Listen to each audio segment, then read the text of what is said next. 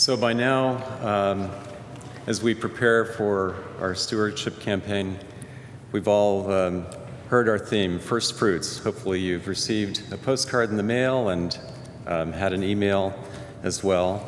And in the next day or two, you'll receive a stewardship packet along with a pledge card.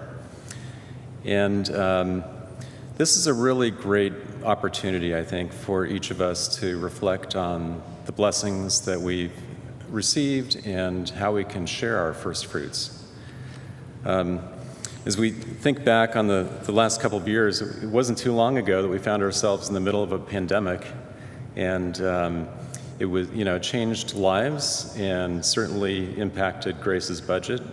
But the good news is that God was at work in our lives and in this community, and it's really gratifying to see how resilient the community has been, and it's exciting to see the momentum that we have now in this post-pandemic growth of our programs and ministries.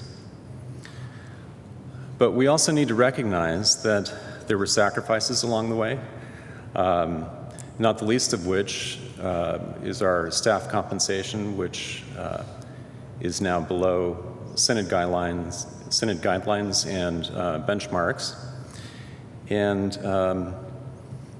so that's something that we need to think about.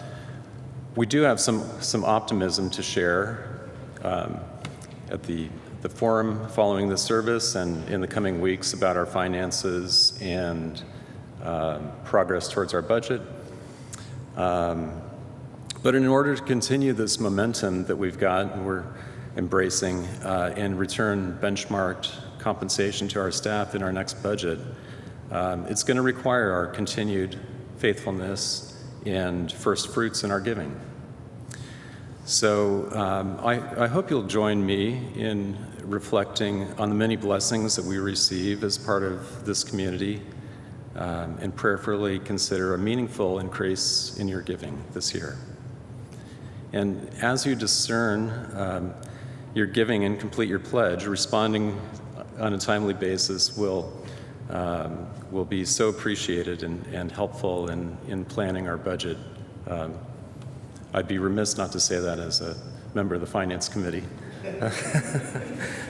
So thank you very much.